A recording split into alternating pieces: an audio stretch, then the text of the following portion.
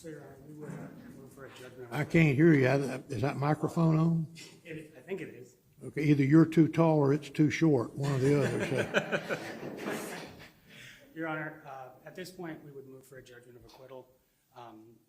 Based on the facts presented in the state's case, no reasonable jury would be able to find Ms. Jewell guilty of the charges. Specifically, the first charge, manslaughter by culpable negligence, the state's burden was to prove culpable negligence. That standard is a gross and flagrant character, evincing reckless disregard for human life or the safety of persons exposed to its dangerous effects, or the entire want of care that would arise the presumption of indifference to the consequences, or such wantonness or recklessness or grossly careless disregard of the safety and the welfare of the public, or that reckless indifference to the rights of others. Further, as the jury instruction states in the case law indicates, Ms. Jewell would need to consciously follow a course of conduct that she knew or should have known would likely result in death or serious bodily injury. The state has not presented evidence that this was a conscious act by Ms. Jewell to leave the child in the car. I've talked about this case in previous motions. It's Kish v. State, 145 Southern 3rd, 223. That's Florida's first DCA. It was out, holding was in 2014.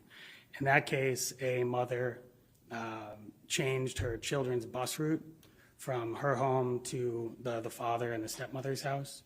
Unbeknownst to that mother, the children were ill and they would be unsupervised when they got to the house.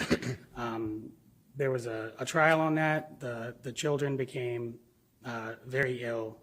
The state charged her with aggravated child abuse and culpable negligence, a misdemeanor. In that case, it was a bench trial. The first DCA reversed the trial court who found her guilty of culpable negligence. Their reason for doing that was because she had no knowledge that the children were ill. She had no knowledge that they would be unsupervised, and without that knowledge, it can't show a reckless disregard for the safety of the children. In this case, the state presented significant evidence that this was not a conscious choice. The testimony of Ms. Purchell, that Jewell told her that she forgot the children, forgot that the child was even with her. That video that was just played indicates the same, that she lost awareness of the child, not that she made the conscious choice to leave the child in the car and go into the house. Just one moment.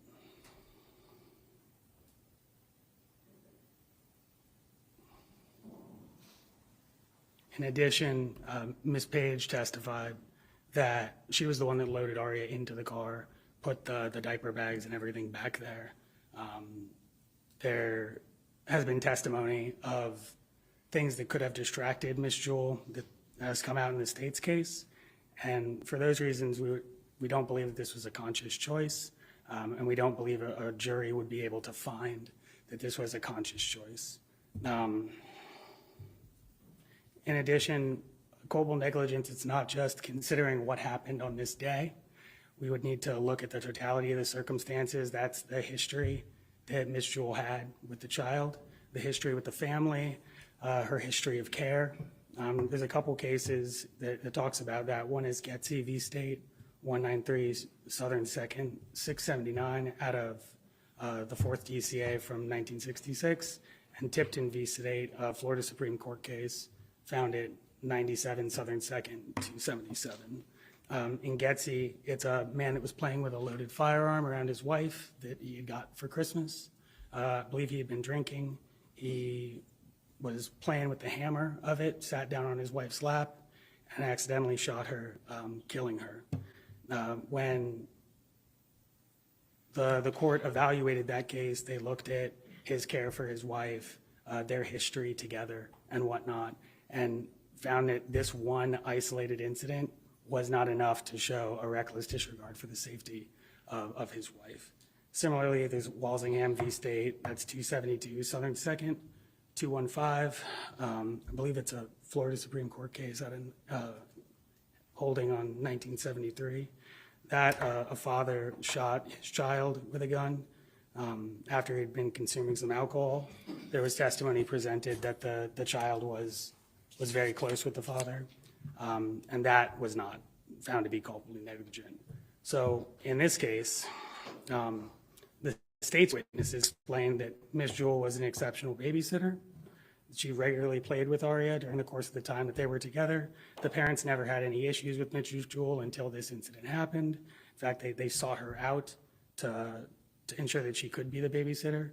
She has significant ties to that family. They were extremely close. She went to family gatherings and whatnot before she was a babysitter.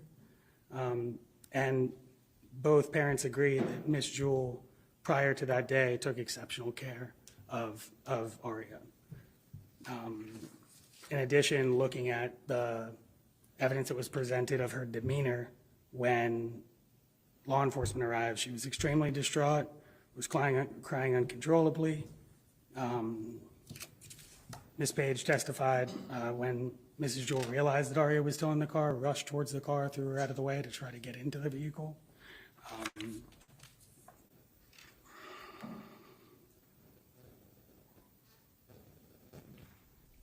We understand that 5 hours of being in a motor vehicle is a very long time for a child, but the state's expert testified that this death could have occurred within 20 or 30 minutes.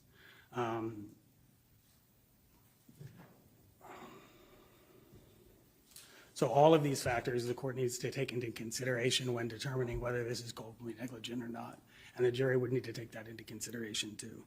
And given all of the factors at play here that indicate Ms. Jewell regularly provided the care that this child needed, given her demeanor and the history, I don't believe a reasonable jury would be able to find that her conduct on that day rises to the level of culpable negligence. The state's theory here seems to suggest a results-driven analysis that is not, does not comport with the law. It is a very sad event that happened, but people can die and it not be culpable negligence. So for that reason, we believe the count 1 has not been proven, and the court should enter a judgment of acquittal on that count. As for the count 2 felony murder,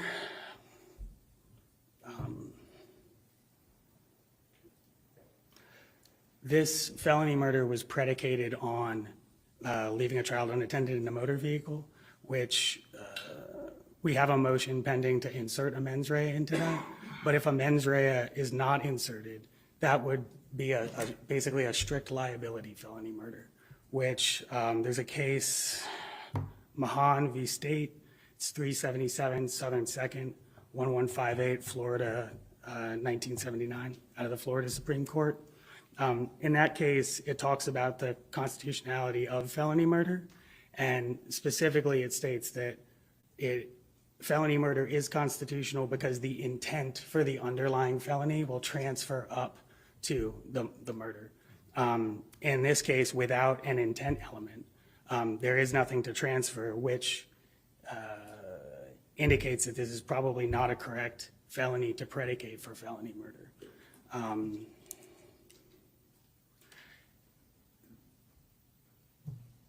One moment. Here, the state hasn't provided any evidence that Ms. Jewell even intended to leave the child in the car. I don't believe that there's any intent to transfer, and I think that is problematic for the felony murder charge. In addition, this would effectively bootstrap felony murder to a strict liability crime, which is not, does not comport with the jurisprudence. As far as predicating it on leaving a child unattended in a motor vehicle, there's a couple cases that evaluate felony murder in Florida compared to the New York statute. One of them is State v. Studevant, 94 Southern 3rd, 434, out of the Florida Supreme Court from 2012. In that case, it discusses aggravated child abuse, but it indicates that because it is one of the enumerated felonies for I think it's subsection 3, that this is largely allowed, but when evaluating the New York statute, it talks about when there's an unenumerated crime charged as the predicate, and the death is directly tied to the crime and not like a collateral consequence of it. In instances such as that, felony murder may be inappropriate based on Studevant and Robles v. State, 188 Southern 2nd, 789, Florida Supreme Court, 1966. I have not found a case that specifically addresses this situation with a unenumerated felony that is strict liability and its ability to predicate felony murder. But based on the holdings in these two cases, I don't believe that that is appropriate, nor do I believe that it can be a predicate because there is not a mens rea associated with that crime. So for that reason, we would also move for a judgment of acquittal on the felony murder. If I can just have one moment.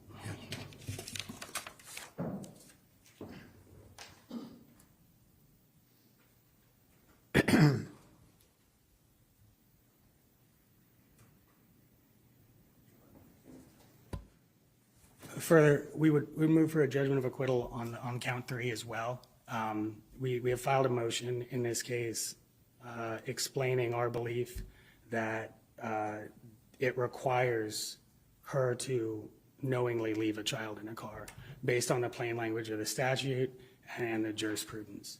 So for that reason, there has been no evidence presented that indicated that this was a conscious effort on Ms. Jewell's part to leave the child in the vehicle. And without that, count 3 has not been proven. So we would ask the court to move, grant an acquittal on counts 1, 2, and 3.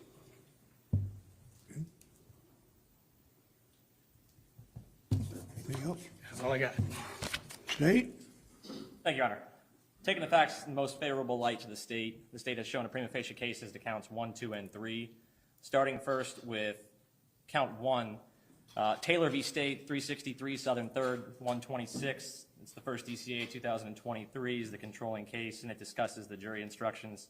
Namely, it states, culpable negligence is consciously doing an act or following a course of conduct that the defendant must have known or reasonably should have known was likely to cause death or great bodily harm. Your Honor, the state has put forward the facts sufficient to have this case go to the jury.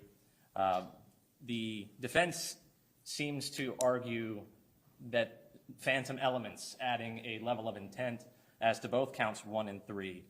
I would cite Leet versus State, 5 Southern 2nd, 959, 1991 from the 2nd DCA. And this was a case involving culpable negligence. And in that case, they said that culpable negligence is not a common law theory of criminal intent. It is an objective standard. Thus, in that case, it was not essential for the defendant to have actual personal knowledge of his omission that would lead to death or great bodily harm. So it's an objective standard. There is no conscious knowing required in this standard. And they finished the paragraph in that particular section by saying that it may sometimes seem harsh and may very well punish a defendant for a crime lacking mens rea. Nevertheless, it was the legislator's prerogative to select this objective standard for the use in child abuse cases. So as to count 1, in dealing with culpable negligence, the state has put forward sufficient facts that this needs to go to the jury to determine whether or not this was culpable negligence. It is an objective person standard, and the facts that have been put forth are sufficient to show that prima facie case. As to counts 2 and 3, this is not New York. This is Florida. And as to the grounds upon which it seems defense, again, is seeking to insert an additional element that the legislature is not required in order for it to be a felony under count 3. The way that this is charged is any other felony that is not enumerated, and that's in paragraph 4 of 782.04. Your Honor, there was no limitation by the legislature that would prohibit certain types of felonies. If that was the intent, they would have written it that way. So based on all the information, there is sufficient facts for counts 1, 2, and 3, namely that the facts that have been presented as to what happened on July 19th of 2023, The defendant remembered going to the house. She remembered everything that happened. This wasn't some medical episode, some amnesia, or some stroke, or something that would have precluded her from engaging in the duties she accepted. The jury has heard that she accepted payment to be the caretaker of this child, and now it's time for the jury to be able to determine whether or not this rises to the level of culpable negligence based on what they have heard. And then as to count 3, sufficient evidence and facts have been put forth that the child was left in the vehicle. The defendant admitted she left the defendant in the or the victim in the vehicle, and that it was for over 15 minutes, and then the resulting harm thereof. So based on the legal standards before Your Honor and this court, the state has put forward a sufficient case, and we would ask the court to deny the defense's judgment of acquittal request. Okay, defense rebuttal. Your Honor, I would just point out the Leeds v. State case that the state cited. There we go. I don't believe that is correct. First of all, it's out of the second DCA. I don't believe it's binding on this court. And the Leeds case would directly contradict the first DCA's holding from the Kish case in 2014, mostly because if this objective standard in consciousness was not applicable, then the opposite conclusion would be reached in Kish, which it is not. So for that reason, we would stand by our previous arguments. Thank you.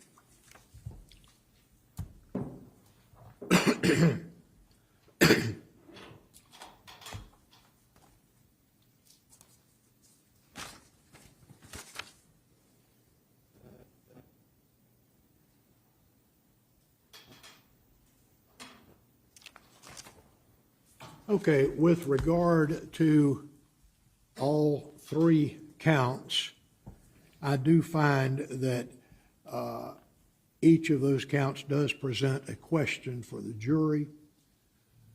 So at this time, the motion for judgment of acquittal at the close of the state's evidence is denied. Is the defense ready to go forward at this point? Yes, sir. We have some witnesses that we called. I think the court had ruled back in September they may not be allowed, but we need to proffer that. Okay, why don't we, how long is this proffer going to take? I think there's 5 of them in total, Judge. So What are they supposed to testify? What was their testimony? they're going to testify. They've known this rule for some period of time. Character evidence. She's watched their children. Character evidence. Well, of course, the conduct as well, Judge, as far as we're concerned. But yes. Well, okay, bring them on. Let's do it.